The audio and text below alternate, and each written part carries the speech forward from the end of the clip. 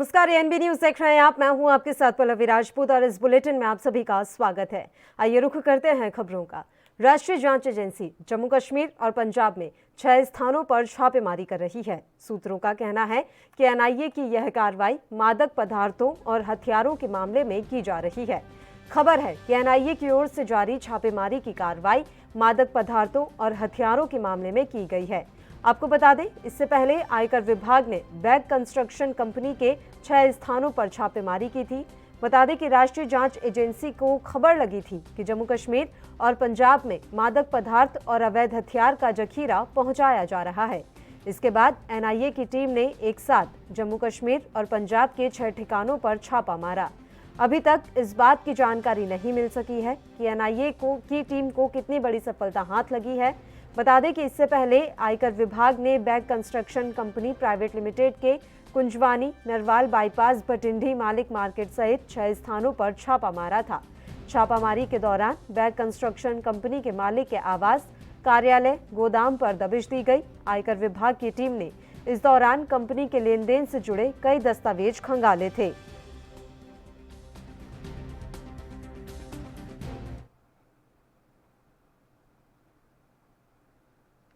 जम्मू कश्मीर के उपराज्यपाल मनोज सिन्हा ने केंद्र शासित प्रदेश के लिए 28,400 करोड़ रुपए की औद्योगिक विकास योजना की घोषणा की।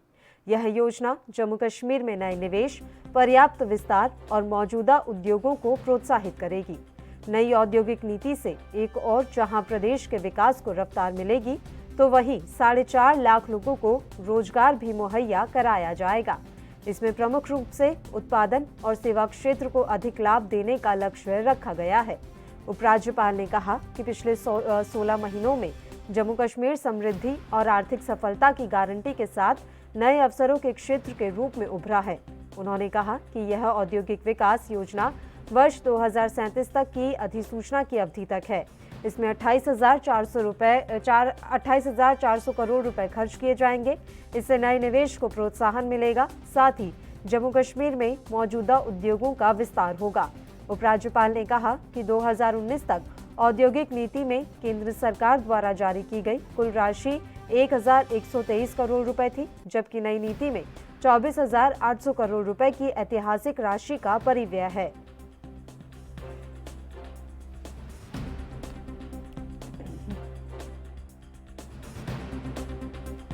मुझे लगता है कि पिछले कुछ दिनों में अगर आप देखेंगे तो हर सेक्टर को ध्यान में रखते हुए एक क्वांटम जंप जम्मू कश्मीर की यूटी कर रही है। आपको ध्यान होगा 26 दिसंबर को सम्माननीय प्रधानमंत्री जी ने आयुष्मान भारत सेहत की योजना का शुभारंभ जम्मू कश्मीर के नागरिकों के लिए किया। हर परिवार को प्रतिवर्ष 5 लाख रुपए की आर्थिक सहायता इलाज के लिए मिले, इसका प्रबंध जम्मू एंड कश्मीर ने किया है। आपने देखा 3 जनवरी को भारत सरकार के ऊर्जा मंत्री श्री आर.के. सिंह जी यहां थे। मोटे तौर पर 3450 मेगावाट हाइड्रो पावर बनाने का काम हम आने वाले 4 वर्षों में पूरा करने जा रहे हैं। लेकिन मुझे इस सच्चाई को स्वीकार करना पड़ेगा आपके बीच कि कई गैप्स हैं हमारे इंफ्रास्ट्रक्चर में, खासतौर से पावर सेक्टर के। मैं खुद महसूस कर रहा हूं, आप सब भी देख रहे हैं जम्मू में।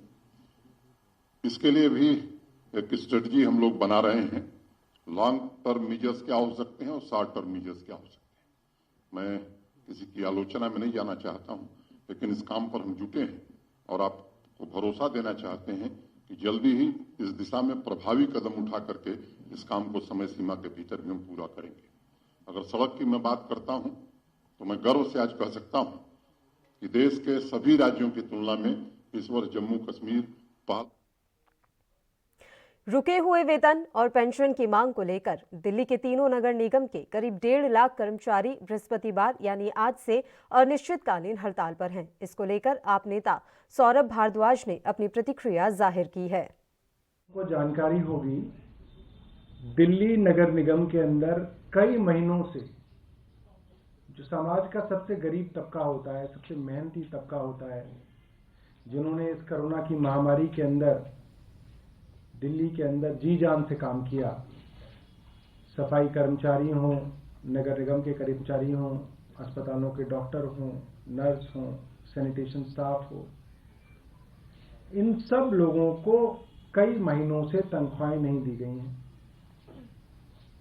इस कारण ये लोग हड़ताल पे दोबारा गए हैं और लगभग ये वो स्थिति है जो आज से 5 साल पहले की स्थिति थी कि दिल्ली नगर निगम के सफाई कर्मचारी, सैनिटेशन वर्कर्स बार बार हड़ताल पे जाएं, उनकी तनख्वाहें रोकी जाएं, दिल्ली के अंदर कूड़ा उठना, झाड़ू लगना बंद हो जाए। बीजेपी नेता सुनील देवधर आज आंध्र प्रदेश पहुंचे, जहां उन्होंने मंदिर तोड़े जाने के मसले पर राज्य सरकार को जमकर घेरा। सुनते हैं क्या कुछ कहा उन्होंने। देश के मुख्यमंत्री जगन मोहन रेड्डी जी ने कहर किया। भारतीय जनता पार्टी जनसेना के कार्यकर्ताओं को राम तीर्थम जाने से फिर एक बार रोका और कहा सिर्फ 50 लोग जा सकते हैं और मैं विशाखापट्टनम में आया हूं तो यहां मुझे जाने से रोका गया। मुझे ये नोटिस सर्व किया गया कि you can not go to Ram Tirtham. ये क्या हो रहा है? आपने विजय साई रेड्डी जो वाईसीपी के आपके सांसद हैं और चंद्रबाबू नायडू, इनके साथ हजारों लोगों को पुलिस एस्कॉर्ट के साथ एक साथ अहिरावण महिरावण चले गए राम का दर्शन करने के लिए, और आप हमें नहीं भेज रहे हैं। लेकिन आपको यह पता नहीं है, महाभारत शायद आपने पढ़ा नहीं है, पांडव 5 थे, कौरव 100 थे। आपने 100 कौरवों को जाने की इजाजत दी और पांडवों को कहा आप 5 हो, सिर्फ 5 ही जा सकते हो। अंत में विजय पांडवों की होती है, क्योंकि श्री कृष्ण मतलब जनार्दन मतलब वेंकटेश्वरा स्वामी उनके साथ होता है। कोदंडराम हमारे। हिमाचल प्रदेश में पंचायती राज चुनाव की सरगर्मियां तेज हो गई हैं। चुनाव के लिए उम्मीदवारों के नामांकन वापस लेने की अंतिम तारीख के बाद प्रत्याशियों की छटनी हो गई। अब पंचायत समिति और जिला परिषद सदस्यों के चुनाव के लिए मैदान में डटे उम्मीदवार पसीना बहाने में लगे हैं। हालांकि हिमाचल प्रदेश में 102 पंचायत निर्विरोध भी चुनी गई हैं। साथ ही 14 प्रधान, 30 उप प्रधान, 5 अर्बन लोकल बॉडी के साथ साथ 54 पंचायत समिति सदस्य निर्विरोध चुनकर आए हैं। छटनी के बाद पंचायत सदस्यों के लिए 39,483 उम्मीदवार चुनावी मैदान में हैं। बता दें कि प्रधान पद की 3,424 सीटों के लिए 16,164 उम्मीदवार मैदान में उतरे हुए हैं।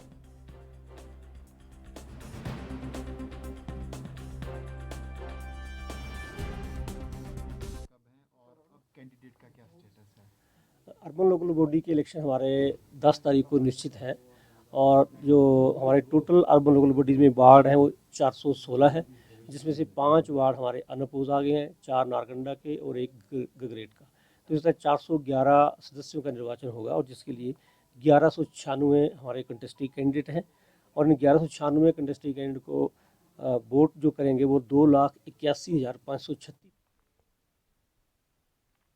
हिमाचल में नगर निकाय और पंचायती चुनाव को लेकर सरगर्मियां जोरों पर हैं। बीजेपी के वरिष्ठ नेता और नाहन के विधायक डॉक्टर राजीव बिंदल ने आज नाहन शहर में सभी वार्डों के बीजेपी समर्थित उम्मीदवारों को साथ लेकर बाजार में जाकर दुकानदारों से समर्थन मांगा। इस दौरान राजीव बिंदल ने भाजपा समर्थित पूर्व नगर परिषद द्वारा किए गए कार्य को भी जनता के सामने रखा।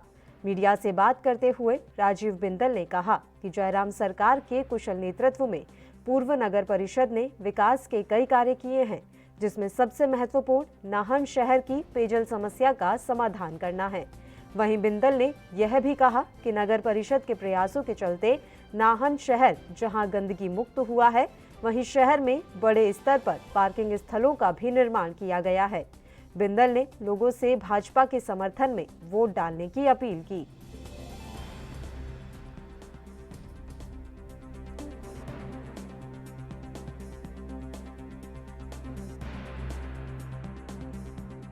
नाहन शहर में भारतीय जनता पार्टी समर्थित 13 उम्मीदवारों के पक्ष में आज नगर के प्रमुख महानुभाव और भाजपा कार्यकर्ता नगर भ्रमण पर निकले हैं। घर घर दुकान दुकान जाकर के यह अलग जगा रहे हैं कि भाजपा की पहली काउंसिल ने आदरणीय जयराम ठाकुर जी, माननीय मुख्यमंत्री जी के नेतृत्व में एक अच्छा काम करने का प्रयास किया। वो नगर जहाँ पीने का पानी नसीब नहीं होता था, जहाँ गंदगी के ढेर होते थे, वहाँ पर एक माकूल परिवर्तन हमको दिखाई देता। पार्किंग्स का निर्माण हो रहा है, पार्कों का निर्माण हो रहा है, सड़कों में सुधार हो रहा है, स्ट्रीट लाइटों में परिवर्तन हुआ है। इस प्रकार मेरा नाहन बदल रहा है और हम जनता से आशीर्वाद मांगने के लिए निकले हैं। हमारी विनती है मतदाताओं से कि आगे आने वाले समय में विकास की गति को बढ़ाने के लिए भाजपा समर्थित उम्मीदवारों को अपना आशीर्वाद, सहयोग और वोट प्रदान कर। राजस्थान के भरतपुर में मथुरा गेट थाना इलाके की संजय नगर कॉलोनी में एक कौवे की मौत से हड़कंप मच गया, जिसकी सूचना पर पशुपालन विभाग के अधिकारी मौके पर पहुंचे और मृतक कौवे के शव को लेकर डिस्पोज किया। जानकारी के मुताबिक कई कौवे एक साथ घायल हालत में उड़ रहे थे, जिनमें एक कौवा नीचे गिर पड़ा। पूरे मामले पर पशुपालन विभाग के deputy director doctor DP Singh ने कहा कि कौवों को पूरी सावधानी के साथ डिस्पोज किया जाएगा।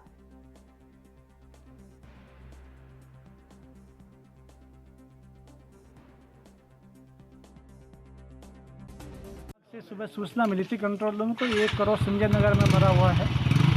अभी हमारी टीम आरआरटी के साथ में पूरी आई यहाँ पे, देखा उसको सिर्फ एक ही करोड़ था। भरतपुर के अंदर बहुत ज़्यादा किसी ऐसी नोटिफिकेशन नहीं, चूँकि एक ही करोड़ है, इस वजह से इसको वैज्ञानिक तरीके से अभी यहाँ। हिमाचल प्रदेश में बर्ड फ्लू ने दस्तक दे दी है, जिसको लेकर बर्ड फ्लू के मामले सामने आते ही पशुपालन विभाग ने इससे निपटने की तैयारी की है। पशुपालन विभाग ने कुल्लू जिले के 5 खंडों में एक रैपिड रिस्पांस टीम गठित की है। जिले के हर पशु चिकित्सालय में क्यूआरटी टीम भी तैनात कर दी गई है, जो आरआरटी के साथ मिलकर बर्ड फ्लू से निपटने में काम करेगी। हालांकि जिला कुल्लू में बर्ड फ्लू के मामले अभी सामने नहीं आए हैं। इसके बावजूद पशुपालन विभाग ने वाइल्ड लाइफ विभाग से संपर्क कर पक्षियों की स्थिति की रिपोर्ट मांगी है।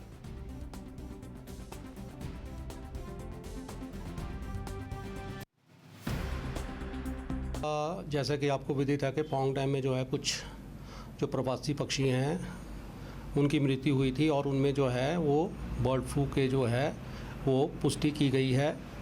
इस समय जिला कुल्लू में जो है स्थिति बिल्कुल शांत है। हमने यहाँ पर जो है किसी भी प्रकार की आपदा से निपटने के लिए ब्लॉक लेवल पर 5 रैपिड रिस्पांस टीम्स का गठन किया है तथा प्रत्येक पशु चिकित्सालय के स्तर पर जो है हमने एक क्विक रिस्पांस टीम का गठन किया है। हमारे 21 जो हैं चिकित्सालय हैं जिला में और 21 हमने क्विक रिस्पांस टीम का गठन किया है। इसी कड़ी में हमने जो है पिछले कल 6/1/2021 को पूरे जिला के पशु चिकित्सकों को बर्ड फ्लू के ऊपर जो है कैसे एक्शन प्रोसीड करना है ट्रेनिंग हमने जो है वो उनको दिया है और सेंसिटाइज किया है। इसके अतिरिक्त हम हर पशु चिकित्सालय से कोई किसी प्रकार की एबनॉर्मल कोई मॉर्टेलिटी पोल्ट्री में तो नहीं हो रही है, इसका पूरा विवरण ले रहे हैं। विभाग ने जो है पीपीई किट्स वगैरह इनके भी ऑर्डर कर दिए हैं। यदि किसी प्रकार की जो है ऐसी स्थिति आती है तो विभाग पूरी तरह से तैयार है। लोगों को किसी भी प्रकार से जो है वो घबराने की ज़रूरत नहीं है। इसमें जो है जिला बिलासपुर में जो है स्वारघाट जो इंटर स्टेट बॉर्डर है वहाँ पर जो है पशुपालन विभाग बिलासपुर की टीम जो है प्रॉपर निरीक्षण करने के बाद ही जो है। गांधी परिवार के दामाद और कांग्रेस महासचिव प्रियंका गांधी के पति रॉबर्ट वाड्रा ने अब देश की सियासत में कदम रखने और चुनाव लड़ने के संकेत दिए हैं। उनका कहना है कि सरकार ने उन्हें पंचिंग बैग समझ लिया है। जब भी वह संकट में होती है तो उन्हें निशाना बनाया जाता है। बता दें कि बेनामी संपत्ति मामले में वाड्रा देश की कर एजेंसियों के निशाने पर हैं। उनसे आयकर और अन्य जांच एजेंसियां पूछताछ करती रहती हैं। अब तक वाड्रा गांधी परिवार में पर्दे के पीछे से सक्रिय रहते हैं। भले प्रियंका के चुनाव प्रचार का मामला हो या राहुल गांधी का, वाड्रा अमेठी और रायबरेली में राहुल और सोनिया गांधी के चुनाव में भी सक्रिय रहे थे।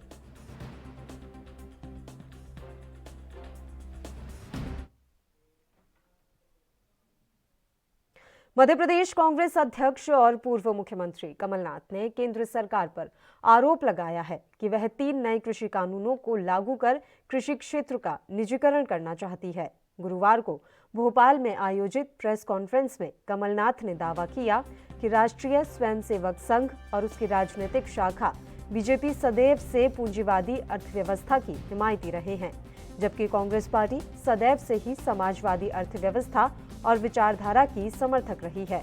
कमलनाथ ने यह भी दावा किया कि बीजेपी और आरएसएस ने पूर्व प्रधानमंत्री इंदिरा गांधी की ओर से किए गए बैंकों और कोयला खदानों के राष्ट्रीयकरण का भी विरोध किया था। केंद्र सरकार 3 कृषि कानूनों के साथ कृषि क्षेत्र का निजीकरण करना चाहती है। मध्य प्रदेश के किसान सरल हैं और तीनों नए कानून उनके हितों के खिलाफ हैं।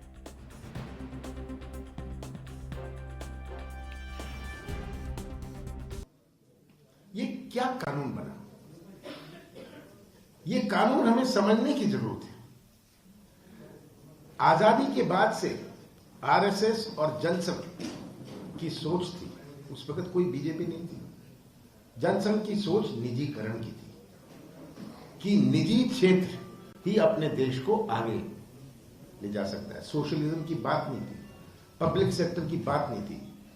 जब हम ये बड़े बड़े कारखाने बीएचएल हुए, तरह तरह के बड़े एचएल हुए, ये आलोचना की जाती थी कि ये क्या जरूरत है इस सब कारखानों की, सोशलिज्म की। पूरे विश्व में इंदिरा गांधी जी के सोशलिज्म पर, नेशनलाइजेशन पर आलोचना की जाती थी। जब बैंकों का राष्ट्रीयकरण किया, जनसंघ ने इसका विरोध किया। महाराष्ट्र में कांग्रेस के साथ मिलकर सरकार बनाने वाली शिवसेना ने नरेंद्र मोदी के नेतृत्व वाली केंद्र सरकार के खिलाफ खड़ा होने के लिए राहुल गांधी को योद्धा बताते हुए गुरुवार को कहा कि दिल्ली के शासक कांग्रेस नेता से डरते हैं। शिवसेना के मुखपत्र सामना के संपादकीय में ये कहा गया कि यह अच्छी बात है कि राहुल गांधी कांग्रेस पार्टी के अध्यक्ष बनने जा रहे हैं। संपादकीय में कहा गया कि दिल्ली के शासकों को राहुल गांधी से डर लगता है। अगर ऐसा नहीं होता तो अनावश्यक गांधी परिवार को बदनाम करने की सरकारी मुहिम नहीं चलाई गई होती। इसमें कहा गया कि योद्धा चाहे अकेले रहे, उससे तानाशाह को डर लगता है और अकेला योद्धा प्रामाणिक होगा तो यह डर 100 गुना बढ़ जाता है। राहुल गांधी का डर 100 गुना वाला है। संपादकीय में कहा गया कि यह सबको स्वीकार करना चाहिए कि बीजेपी के पास नरेंद्र मोदी का विकल्प नहीं है और कांग्रेस के पास राहुल गांधी का विकल्प नहीं है।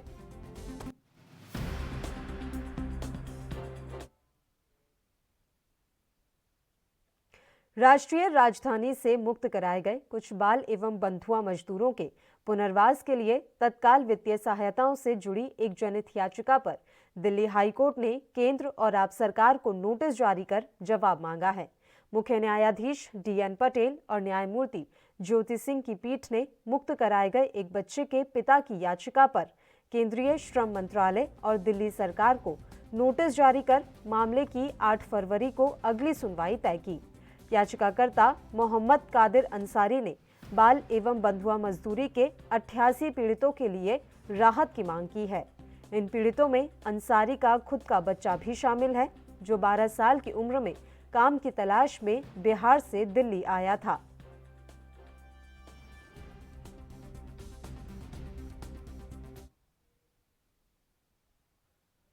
दिल्ली से लेकर दक्षिण तक मौसम बिगड़ा हुआ है। लगातार हो रही बारिश की वजह से तापमान में गिरावट दर्ज की गई है, जिससे ठंड बढ़ गई है। मौसम विभाग ने अगले 2 दिनों तक दिल्ली में घना कोहरा छाए रहने का पूर्वानुमान जताया है। तो वहीं कर्नाटक में हुई तेज और लगातार बारिश के कारण हाल बेहाल है। आपकी टीवी स्क्रीन पर दिखाई दे रही ये तस्वीरें कर्नाटक के शिमोगा की हैं। यहाँ लगातार हो रही बारिश के कारण जहां तापमान में गिरावट दर्ज की गई है, वहीं लोगों के घरों में पानी तक घुस गया है। बारिश के कारण यहां जनजीवन पूरी तरह से अस्त व्यस्त हो गया है। लोगों को अब अपने घरों में से पानी बाहर निकालने में मशक्कत करनी पड़ रही है।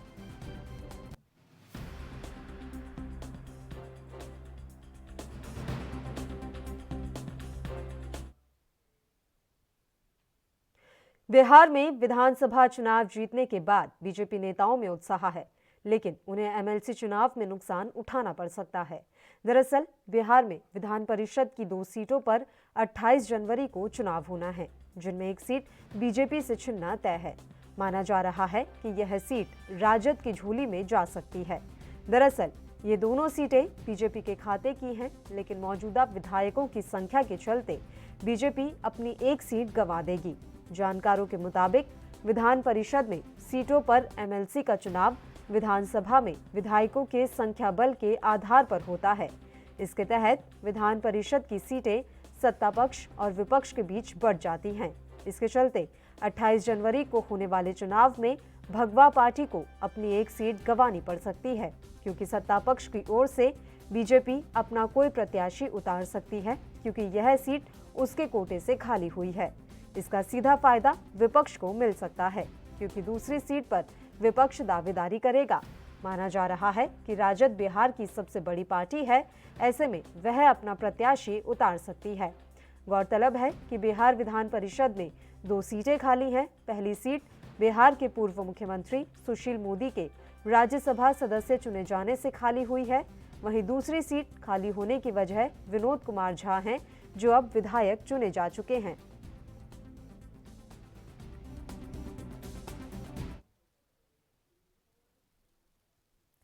आंध्र प्रदेश के पश्चिम गोदावरी जिले के एलेरू में रहस्यमयी बीमारी का कारण पता चल गया है। इस बारे में गठित हाई लेवल विशेषज्ञ कमेटी ने अपनी रिपोर्ट तैयार कर ली है, जिसके मुताबिक सैकड़ों लोगों के बीमार होने के पीछे सब्जियों में मिला केमिकल जिम्मेदार था। बता दें कि पिछले साल 4 से 12 दिसंबर के बीच 622 पीड़ित मरीजों को रहस्यमयी बीमारी के कारण विभिन्न अस्पतालों में भर्ती कराना पड़ा था।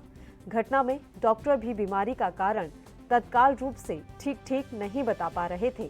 मुख्यमंत्री वाईएस जगनमोहन ने खुद अस्पतालों का दौरा कर मरीजों से मुलाकात की थी, साथ ही हाई लेवल जांच कमेटी का गठन किया था। इससे पहले एम्स और केंद्र की ओर से डॉक्टरों की टीम ने भी एलुरू का दौरा किया था। जांच दल ने इलाके में पानी के नमूने लिए थे, साथ ही खाद्य पदार्थों में जहरीले रसायन की जांच की थी। इसके अलावा बीमार लोगों के ब्लड सैंपल के नमूने भी लिए गए थे। दूध, चावल और सब्जियों की भी जांच की गई थी।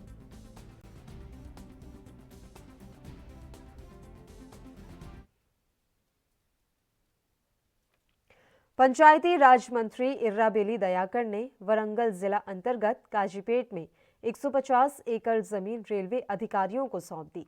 इस जमीन पर रेलवे कोच फैक्ट्री बनाई जाएगी। राव जिले के निर्वाचित प्रतिनिधियों और अधिकारियों के साथ शहरी कलेक्ट्रेट कार्यालय में बातचीत कर रहे थे। इस दौरान उन्होंने वारंगल के कोच कारखाने के मुद्दे की समीक्षा करते हुए कहा, जैसा कि पूर्ववर्ती वारंगल जिले के लोगों का एक कोच का कारखाना पाने का दशकों पुराना सपना है, हम रेलवे के अधिकारियों द्वारा अनुरोध की गई 60 एकड़ जमीन के बदले 150 एकड़ जमीन दे रहे हैं। राव ने कहा, हमने एक कोच फैक्ट्री के लिए रेलवे के अधिकारियों से अनुरोध किया है। इससे जिले के स्थानीय युवाओं को रोजगार के अधिक अवसर मिलेंगे। बता दें कि रेलवे को दी गई जमीन की कीमत 380 करोड़ रुपए से अधिक है। जिला प्रशासन ने मडीकोंडा गांव के बाहरी इलाके में श्री सीतारामचंद्र स्वामी मंदिर से लगी भूमि को बंदोबस्ती विभाग से ले लिया था।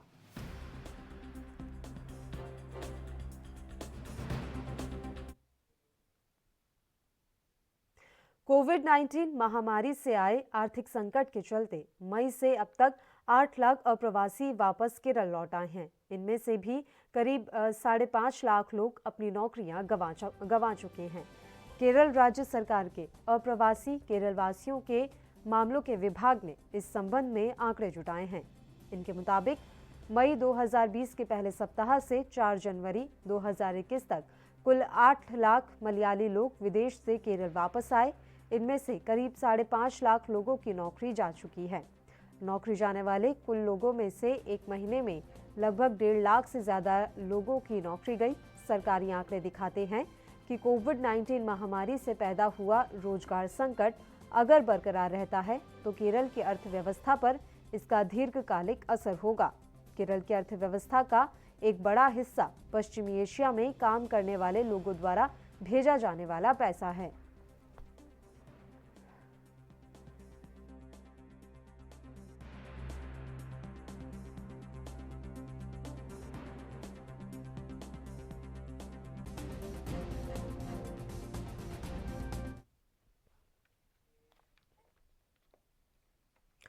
नागालैंड की दजुको घाटी के जंगल में लगी और भड़क रही है और ये पड़ोसी राज्य मणिपुर की पहाड़ियों की ओर फैल रही है।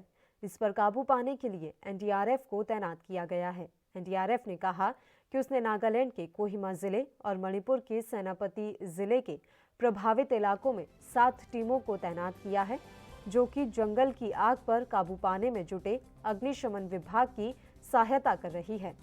बता दें कि पर्यटन स्थल के लिए मशहूर दजुको घाटी के जंगल में 29 दिसंबर को आग लगी थी। एनडीआरएफ के प्रवक्ता ने एक बयान में कहा कि जंगल में लगी आग पहले नागालैंड तक ही सीमित थी, लेकिन अब यह आग और भड़कने के साथ ही मणिपुर की पहाड़ियों की तरफ फैल रही है।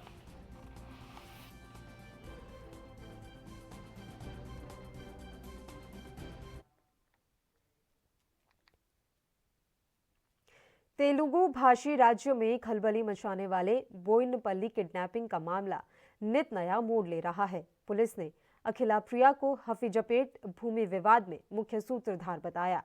एफआईआर में अखिला प्रिया को A1, AV सुब्बा रेड्डी को A2, भार्गव राम को A3 आरोपी बनाया है। इसके अलावा अन्य आरोपियों में श्रीनिवास राव, साई चंटी, प्रकाश के नाम भी शामिल किए गए हैं। पुलिस ने बताया कि किडनैपर्स पीड़ितों की आंखों पर पट्टी बांधकर ले गए थे। पुलिस के मुताबिक पीड़ितों ने साल 2016 में हफीजपेट के सर्वे नंबर 80 में 25 एकड़ जमीन खरीदी थी, लेकिन अखिला प्रिया, AV सुब्बा रेड्डी और भार्गव राम उक्त जमीन उनके होने का दावा कर रहे हैं। हालांकि प्रवीण राव ने AV सुब्बा रेड्डी को रुपए देकर मामले को रफा दफा कर दिया था, लेकिन जमीन के दाम बढ़ने से आरोपियों ने नया बखेड़ा खड़ा करके और रुपए की मांग की। वहीं भूमा अखिला प्रिया के खिलाफ और 2 अतिरिक्त धाराओं के तहत मामले दर्ज किए गए हैं। भारतीय दंड संहिता की धारा 147 और 385 के तहत भी मामले दर्ज किए गए हैं। आपको जानकारी दे दें कि अखिला प्रिया की जमानत याचिका पर गुरुवार को अदालत में सुनवाई हुई और सिकंदराबाद कोर्ट ने अपना फैसला शुक्रवार तक के लिए स्थगित कर दिया है।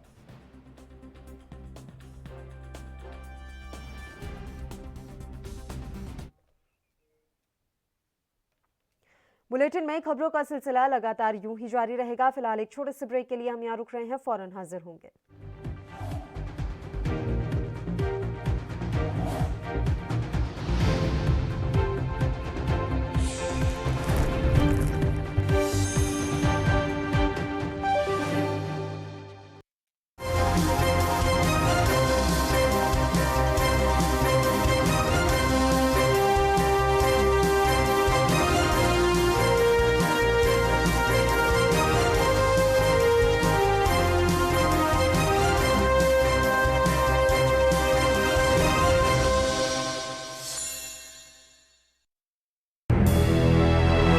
लखनऊ से लेकर चंडीगढ़ तक, मुंबई से लेकर रायपुर तक, क्या है राजनीति की हलचल, क्या है समाज का मिजाज।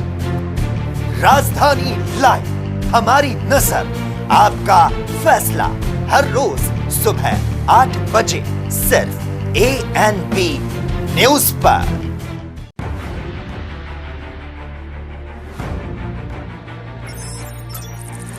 खबर चाहे सियासत की हो या सरकार की, खबर चाहे भ्रष्टाचार की हो या गुनहगार की, दिन भर में क्या रहा देश जगत का,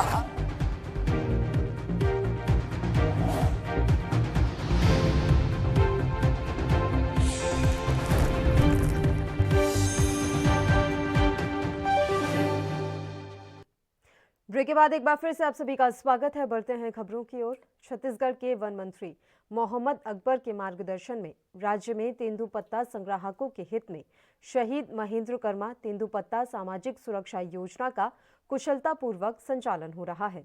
इसके तहत राज्य में पिछले महीने तक 23 प्रकरणों में 36,10,000 रुपए की राशि स्वीकृत की जा चुकी है। इनमें स्वीकृत राशि संबंधित बैंक खाते में हस्तांतरित कर दी गई है।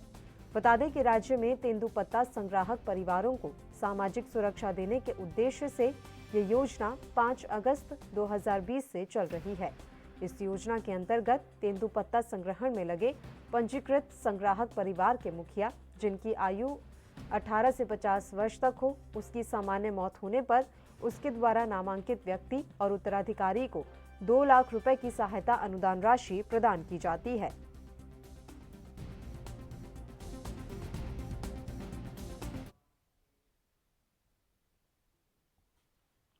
छत्तीसगढ़ के खाद्य एवं संस्कृति मंत्री अमरजीत भगत ने आज अंबिकापुर के जिला पंचायत सभाकक्ष में आयोजित संभाग स्तरीय समीक्षा बैठक में धान खरीदी व्यवस्था की समीक्षा की। उन्होंने सरगुजा संभाग के जिलों में अब तक हुई धान की खरीदी, बारदाने की उपलब्धता समेत वनाधिकार पत्र धारक किसानों के पंजीयन की समीक्षा की। भगत ने खाद्य विभाग के अधिकारियों को नया राशन कार्ड बनाने, राशन कार्ड में नाम जोड़ने के निर्देश दिए। मंत्री भगत ने कहा कि समर्थन मूल्य पर धान खरीदी सरकार की सर्वोच्च प्राथमिकता है। किसानों को उपार्जन केंद्रों में धान बेचने में पूरी सहूलियत दें। उन्होंने कहा कि बारदाने की पूरी व्यवस्था के लिए मार्कफेड के प्रबंध संचालक को पत्र लिखकर सरगुजा में बारदाने की व्यवस्था करने के निर्देश दिए हैं।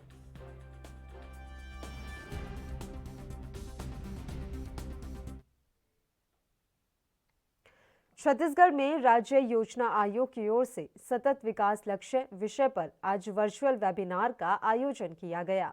वेबिनार में राज्य योजना आयोग के उपाध्यक्ष अजय सिंह समेत मुख्यमंत्री के सलाहकार प्रदीप और विश्वविद्यालयों के कुलपतियों ने हिस्सा लिया। वेबिनार के आयोजन का उद्देश्य शिक्षक और छात्रों को सतत विकास लक्ष्यों के प्रति जागरूक करना है। अजय सिंह ने बताया कि पिछले महीने आयोग ने विश्वविद्यालयों, उच्च शैक्षणिक संस्थानों के साथ MOU किया है, जिसके चलते इस वेबिनार का आयोजन किया जा रहा है। उन्होंने विश्वविद्यालयों के कुलपतियों और छात्रों का आह्वान किया कि प्रदेश में SDG के लक्ष्यों की पूर्ति में वे महत्वपूर्ण भूमिका निभा सकते हैं।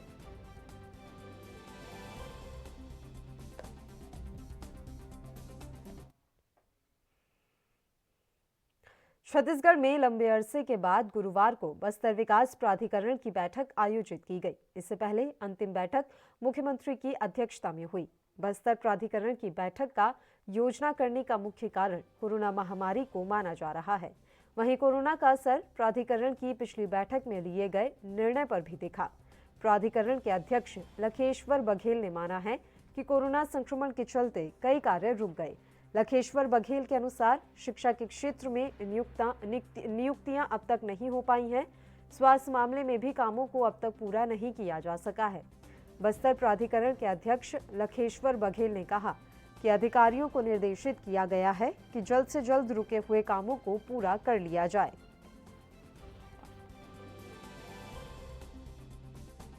के बाद कोरोना के कारण से हम लोग पहली बार बैठक हुई और पिछले CM साहब की उपस्थित अध्यक्षता में हुई थी बैठक। उसमें कार्रवाई जो आई थी उसमें भी पुनः निवेदन करने के लिए, निराकरण करने के लिए जो शासन स्तर की बात है उस पर चर्चा हुई। और अभी वर्तमान में कई पर शिक्षा स्वास्थ्य को लेकर बहुत से काम जो हो नहीं पा रहे हैं, उसके संबंध में सभी अधिकारियों से चर्चा करके उसको निराकरण करने का प्रयास करने की बात माननीय सदस्य लोग मेरे द्वारा भी सभी अधिकारी को निर्देश दिया गया है। नए कार्यों देते हैं आप? नहीं, कोई ऐसे बड़ा डिसीजन जो पहले का बड़ा डिसीजन को हम लोग निराकरण नहीं कर पा रहे हैं, तो बड़ा डिसीजन नहीं ले पा रहे हैं।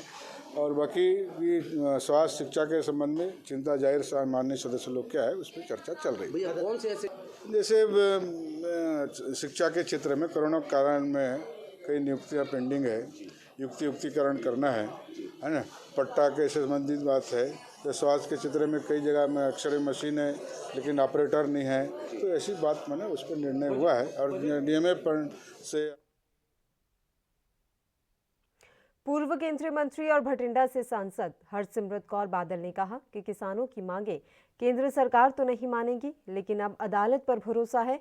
उनसे ही किसानों को इंसाफ मिलेगा। काले कानून रद्द होंगे। उन्होंने कहा कि कल भी केंद्र सरकार के साथ किसानों की मीटिंग है, वो भी बेनतीजा निकलेगी, जिससे और मीटिंग हुई। इसके साथ ही उन्होंने कहा कि शिरोमणि अकाली दल बादल पार्टी कभी भी बीजेपी पार्टी के साथ दोबारा गठजोड़ नहीं करेगी।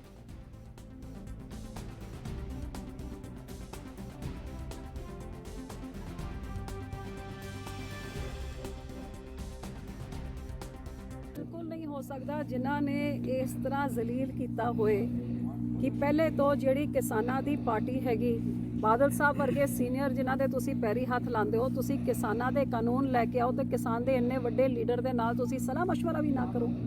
ਜਦ ਉਹਨਾਂ ਦੀ ਪਾਰਟੀ ਇਹਦਾ ਵਿਰੋਧ ਕਰਦੀ ਹੈ ਤੁਸੀਂ ਉਹਨਾਂ ਦੀ ਨਾ ਸੁਣੋ। ਜਦ ਤੁਹਾਡਾ ਆਪ ਦਾ ਮੰਤਰੀ ਤੁਹਾਨੂੰ ਦੱਸਦਾ ਹੈ ਕਿ ਦੇਸ਼ ਭਰ 'ਚ ਕਿਸਾਨ ਦਾ ਅੰਦੋਲਨ ਹੋ ਜਾਊਗਾ, ਖੜਾ ਹੋ ਜਾਊਗਾ ਕੋਵਿਡ ਦੇ ਸਮੇਂ 'ਚ, ਉਸ ਕਿਸਾਨਾਂ ਨੂੰ ਸੜਕਾਂ 'ਚ ਨਾ ਉਤਰੋ, ਤੁਸੀਂ ਉਹਨਾਂ ਦੀ ਗੱਲ ਨਹੀਂ ਸੁਣਦੇ। ਬਾਦਲ ਸਾਹਿਬ ਪੱਤਰ ਲਿਖਦੇ ਰਹੋ, पत्थर ਦਾ। उत्तर प्रदेश के मथुरा में बुधवार को श्री कृष्ण विराजमान मामले की याचिका पर जिला जज की अदालत में करीब 1 घंटे तक सुनवाई हुई। इस दौरान श्री कृष्ण विराजमान द्वारा पक्षकार बनाए गए सुन्नी सेंट्रल वक्फ बोर्ड, शाही ईदगाह मस्जिद मथुरा, श्री कृष्ण जन्मभूमि ट्रस्ट और श्री कृष्ण जन्मभूमि सेवा संस्थान के अधिवक्ताओं द्वारा अपना पक्ष रखा गया। बुधवार को जिला जज की अदालत में हुई सुनवाई के दौरान पक्षकार शाही ईदगाह मस्जिद मथुरा द्वारा श्री कृष्ण विराजमान की याचिका को गलत बताते हुए अपने ऑब्जेक्शन दाखिल किए। जिला जज की अदालत में शाही ईदगाह मस्जिद मथुरा द्वारा श्री कृष्ण विराजमान की याचिका को नॉन मेंटेनेबल बताया गया। इस पर श्री कृष्ण विराजमान पक्ष द्वारा पूर्व जिला जज द्वारा याचिका के स्वीकार करने की बात कहते हुए ईदगाह पक्ष के नॉन मेंटेनेबल के दावे को गलत बताया गया है। दोनों पक्षों की तरफ से करीब 1 घंटे तक इसको लेकर बहस हुई। फिलहाल जिला जज की अदालत ने शाही ईदगाह मस्जिद पक्ष के जवाब को पढ़कर अपना फैसला सुनाने के चलते अपना फैसला सुरक्षित रख लिया है।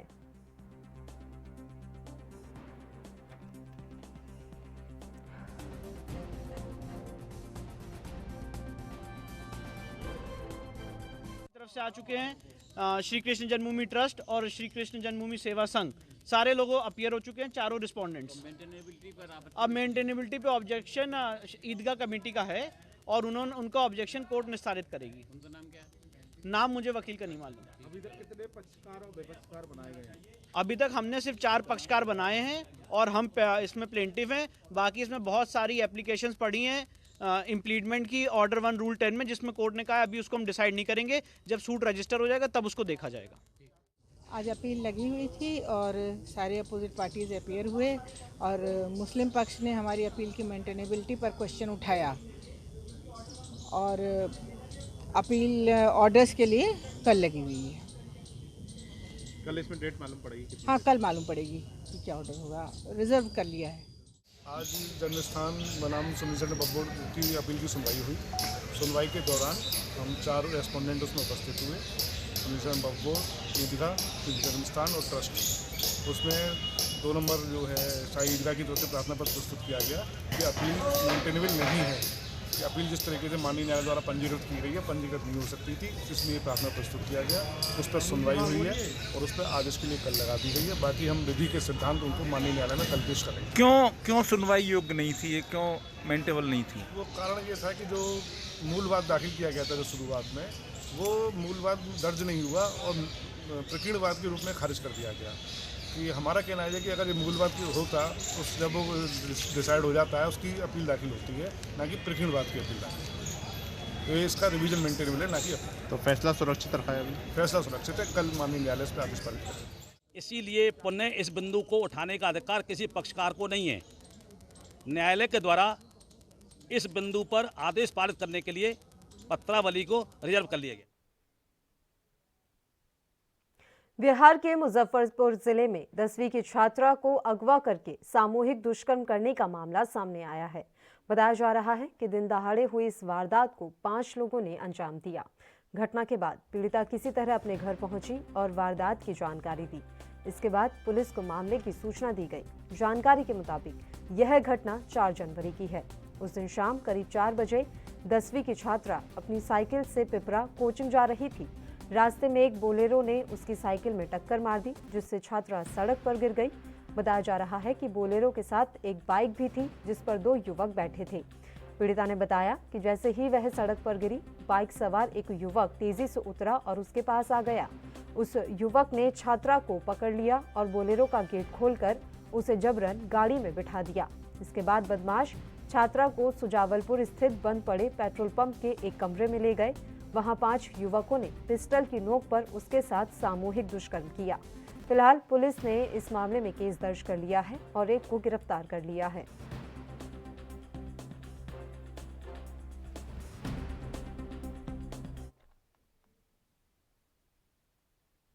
यूपी के बाराबंकी के थाना बदोसरा इलाके के धान क्रय केंद्र पर आज सरकार की सख्ती साफ दिखाई दी, क्योंकि यहां औचक निरीक्षण करने खुद प्रदेश सरकार के खाद्य एवं रसद मंत्री राघवेंद्र प्रताप सिंह पहुंचे। मंत्री ने कहा कि मुख्यमंत्री योगी आदित्यनाथ को यह शिकायत मिली थी कि यहां किसानों की धान खरीद न होकर बिचौलियों का धान खरीदा जा रहा है।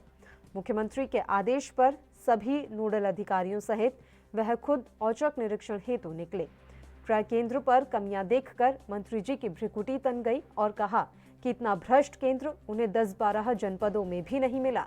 मंत्री ने कहा जो कमियां मिली हैं उसके अनुसार सख्त कार्रवाई की जाएगी। किसानों का जो हित है उनकी सरकार में सर्वोपरि है और किसानों की अनदेखी बर्दाश्त नहीं की जाएगी।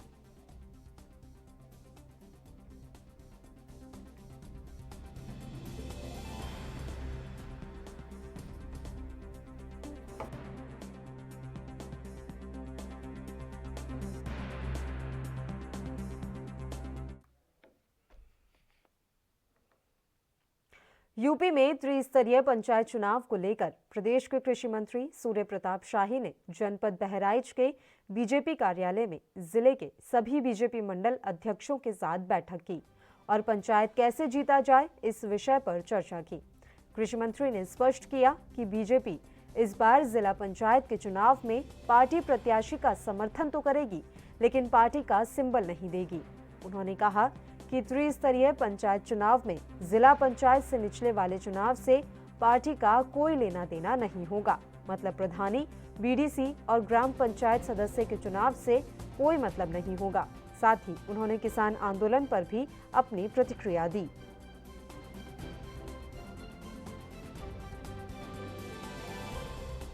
देश के अधिकांश हिस्सों में किसानों का कोई मुद्दा नहीं बना हुआ है।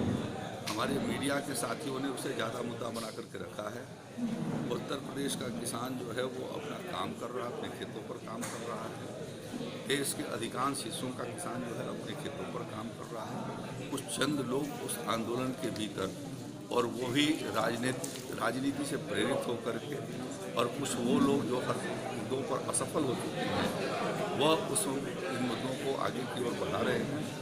भारत सरकार ने, हमारे भारत सरकार के कृषि मंत्री जी ने, रेल मंत्री, रेल और वाणिज्य मंत्री जी ने और साथ साथ में माननीय गृह मंत्री और रक्षा मंत्री जी ने कई दौरों में लोगों से कई दौर पे वार्ता की है और प्रयास किया है कि उनके शंकाओं का समाधान निकाला जा सके। लेकिन कुछ लोग इस जिद पर अड़े हैं, तो उनके जिद के हिसाब से न शासन चलता है न प्रशासन चलता है। जो किसानों के हित में होना था, किसानों के हित के लिए सुधार बिल लाए गए हैं और उनको ये कहा गया है कि मोदी पॉइंट यदि आपको लगता है कि कहीं की कठिनाई है तो हम उसका समाधान निकालने के लिए तैयार हैं।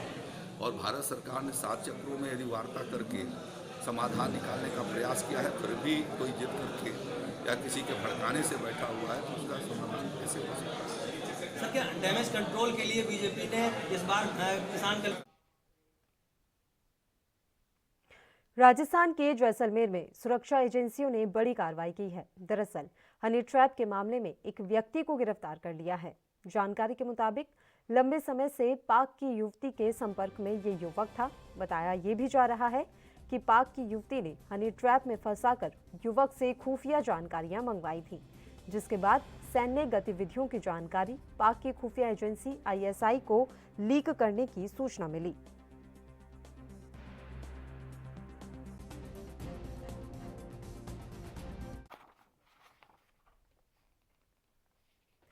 इनेलो नेता अभय चौटाला ने कहा कि बीजेपी की जो सरकार संसदीय चुनावों से पूर्व किसानों के हित के लिए स्वामीनाथन आयोग की सिफारिशों को लागू करने का दम भरती थी, अब वही बीजेपी किसान को उसकी ही भूमि में मजदूर बनाने को आमादा है, जिसे इनेलो किसी भी सूरत में बर्दाश्त नहीं करेगी। इसके साथ ही उन्होंने कहा कि बीजेपी पूंजीपतियों के समर्थन में और किसानों के विरोध में तीनों कृषि कानून को लागू करने पर आमादा हुई है।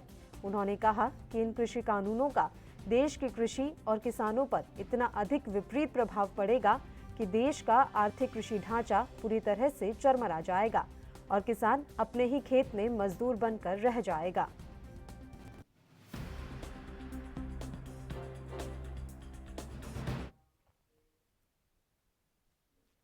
पंचायती राज चुनाव को लेकर कुल्लू में भाजपा और कांग्रेस दोनों दलों ने अपने अपने समर्थित उम्मीदवार चुनावी मैदान में उतारे हैं, लेकिन कई वार्डों में दोनों दलों की बागियों ने नींद उड़ा दी है।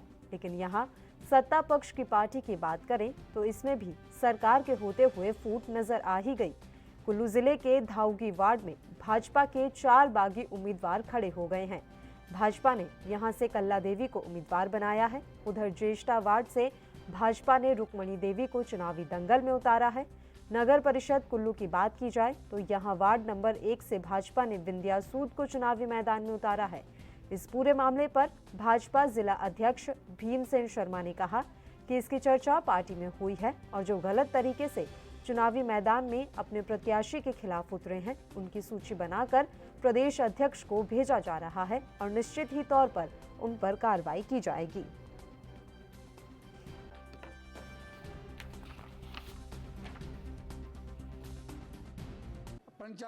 पंचायतों में, जिला परिषदों में और नगर परिषदों में भी हमने अच्छे कैंडिडेट देने का पूरा प्रयास किया है।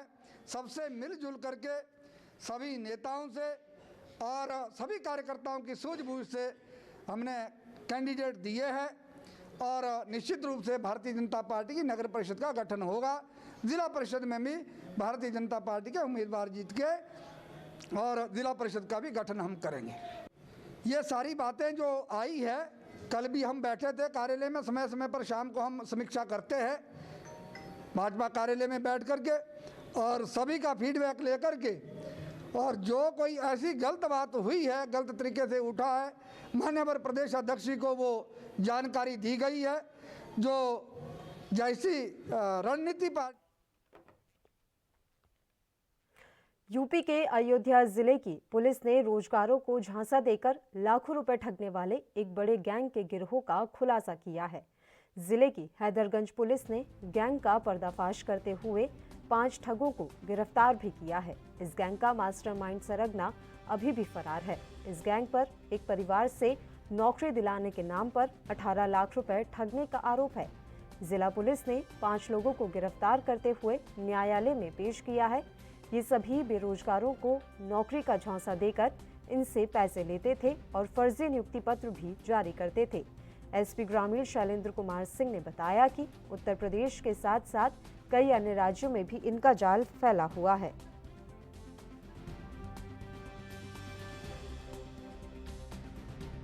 में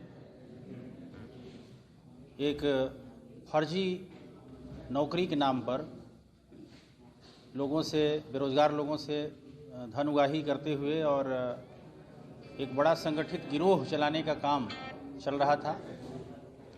इसी क्रम में थाना हैदरगंज में एक पीड़ित वादी मुकदमा एडवोकेट विश्वनाथ निषाद के द्वारा एक अभियोग पंजीकृत कराया गया था, जिसमें उनके द्वारा ये बताया गया था कि उनके लड़के लड़की एवं भतीजे को नौकरी के नाम पर कुछ लोगों ने झांसा दे करके और 18 लाख रुपए लिए थे और फर्जी नियुक्ति पत्र दिए थे और ये सब फेक था। कहीं कोई भी यूपी के ललितपुर के मजरा पापड़ा के ग्रामीणों द्वारा वन विभाग पर उनकी झोपड़ियों को आगजनी कर जलाने का आरोप लगाया जा रहा है, तो वहीं वन विभाग के अधिकारी इसे सरकारी जमीन से अतिक्रमण विरोधी अभियान का हिस्सा बता रहे हैं। बुधवार को पापड़ा निवासी गौड़ समुदाय के ग्रामीणों द्वारा उपजिला अधिकारी को ज्ञापन सौंपा गया। साथ ही बताया गया कि मंगलवार को वन विभाग की टीम द्वारा उनकी झोपड़ियों को आग के हवाले कर दिया गया, जिससे उनका काफी नुकसान हुआ है।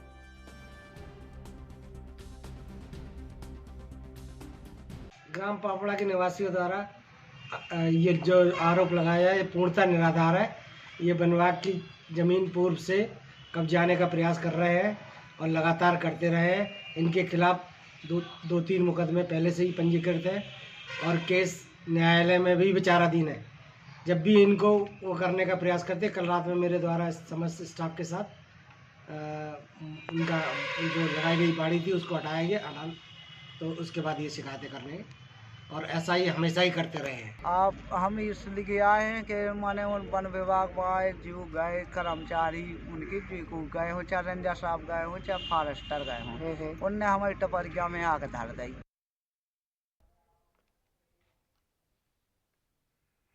यूपी में बदायूं के उघेती क्षेत्र में सामूहिक दुष्कर्म के बाद महिला के निजी अंगों को क्षतिग्रस्त कर हत्या के 2 आरोपियों को बुधवार को गिरफ्तार कर लिया गया। राष्ट्रीय महिला आयोग की सदस्य चंद्रमुखी गुरुवार को घटनास्थल पर पहुंची। साथ ही राष्ट्रीय महिला आयोग ने कड़ी कार्रवाई के निर्देश दिए।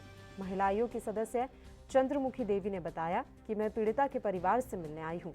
साथ ही उन्होंने कहा कि घटना की विस्तृत जानकारी के लिए मैंने एसएसपी के साथ बैठक करके जानकारी ली है। सीएम शुरू से ऐसी घटनाओं के खिलाफ सख्त हैं। हमें विश्वास है कि दोषियों को किसी भी कीमत पर बख्शा नहीं जाएगा।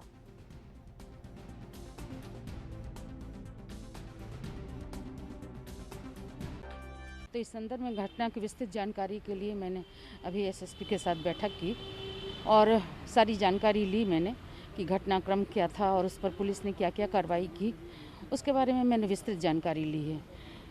जो नेग्लिजेंसी हुई है उसकी भी मैंने चर्चा की और आगे आने वाले समय में भारत और ऑस्ट्रेलिया के बीच 4 मैचों की टेस्ट सीरीज का तीसरा मुकाबला गुरुवार से सिडनी में शुरू हो चुका है। वहीं चौथे टेस्ट मैच को लेकर अभी भी अनिश्चितता का माहौल बना हुआ है। निर्धारित शेड्यूल के मुताबिक सीरीज का आखिरी मुकाबला ब्रिस्बेन के गाबा में खेला जाना है, लेकिन वहां के सख्त कोविड-19 प्रोटोकॉल को लेकर पहली बार बीसीसीआई ने आधिकारिक तौर पर क्रिकेट ऑस्ट्रेलिया को पत्र लिखा है। बीसीसीआई ने क्रिकेट ऑस्ट्रेलिया से ब्रिस्बेन में क्वारंटीन नियमों में ढिलाई की मांग की है। भारतीय बोर्ड ने साफ तौर पर ऑस्ट्रेलियाई बोर्ड से कहा है कि दौरे से पहले इस बात के अनुसार टीम इंडिया ने अनिवार्य क्वारंटीन अवधि पूरी की है और अब आगे वह दोबारा से ऐसा नहीं करेगी। दरअसल 15 जनवरी से क्वींसलैंड राज्य के ब्रिस्बेन में चौथा और अंतिम टेस्ट मैच खेला जाना है। इससे पहले मीडिया में यह खबरें आनी शुरू हो चुकी थी कि भारतीय टीम कड़े आइसोलेशन नियमों के कारण ब्रिस्बेन की बजाय सिडनी में ही चौथा मैच खेलना चाहती है। इसके बाद स्वास्थ्य मंत्री रोज बैट्स ने सख्त लहजे में कहा था कि अगर भारतीय टीम नियमों के साथ नहीं खेलना चाहती तो यहां ना आए। माना जा रहा है कि बैट्स के बयान से बीसीसीआई नाखुश है।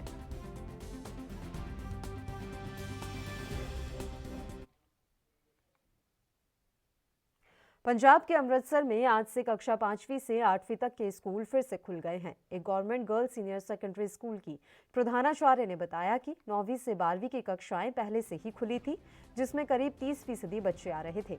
उन्होंने कहा कि कोरोना की गाइडलाइंस का पालन किया जा रहा है।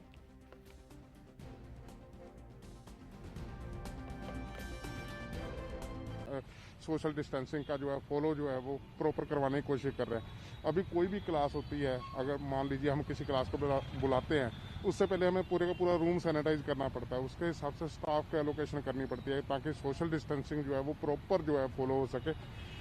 उसके बाद जैसे भी हमारी मैनेजमेंट जो है वो इसके प्रति बड़ी सचेत है। मैनेजमेंट का यही कहना है कि हम किसी को भी इसका जो है वो इफेक्ट नहीं पड़ने देंगे। हमारी तरफ से जो भी मैनेजमेंट गाइडलाइंस आती जाएंगी उसके अकॉर्डिंग स्टेप बाय स्टेप जो है वो करने की कोशिश करेंगे। आज हम इकट्ठे हुए हैं, जैसे कल से अनाउंस हुआ है कि स्कूल्स 5th से लेके +2 तक ओपन कर दिए गए हैं। एक्चुअली 9th से लेके 12th तक तो ऑलरेडी ओपन थे, तो हम कोविड-19 की सभी इंस्ट्रक्शंस को फॉलो करते हुए अपना स्कूल लगा रहे थे। 9th से लेके 12th तक मेरे पास अप्रॉक्सीमेटली 30% के करीब बच्चे आ रहे थे जिनके पेरेंट्स ने आने के लिए कंसेंट दे दी थी, और जिन 70% के पेरेंट्स ने नहीं कंसेंट दी थी उनको बिल्कुल किसी ने फोर्स नहीं किया। बच्चे नहीं आए, उनकी हेल्प के लिए पैरेलल ही ऑनलाइन क्लासेस की सारी व्यवस्था की गई थी और बच्चों को घर पे बैठे ही हम through apps and through zoom meetings and through other devices education provide करने की कोशिश कर रहे थे। अब जैसे कल से अनाउंस हुआ है कि 5th से ऑनवर्ड्स ही स्कूल ओपन हो गए हैं, मेरा स्कूल 6th से ऑनवर्ड्स है, तो आप जैसे देख रहे हैं कि बच्चे काफ़ी उत्साह के साथ आ रहे हैं। स्कूल ने पूरा अपना इंतज़ाम ऑलरेडी किया हुआ है। दिल्ली में पिछले पौने 2 महीनों से लगातार किसान आंदोलन कर रहे हैं। कड़ाके की सर्दी के बीच किसान कृषि कानूनों को रद्द कराने के लिए अड़े हुए हैं। सिंघू बॉर्डर से लेकर टिकरी बॉर्डर पर बस किसान ही दिखाई दे रहे हैं। इसके अलावा किसान आंदोलन लगातार सोशल मीडिया पर ट्रेंड कर रहा है। किसान अपनी बातों को मनवाने के लिए लगातार प्रचार भी कर रहे हैं। अब ऐसे में सोशल मीडिया पर एक वीडियो लगातार वायरल हो रहा है, जिसमें एक किसान हवाई जहाज में यात्रियों से किसान आंदोलन को सपोर्ट करने की बात कह रहा है।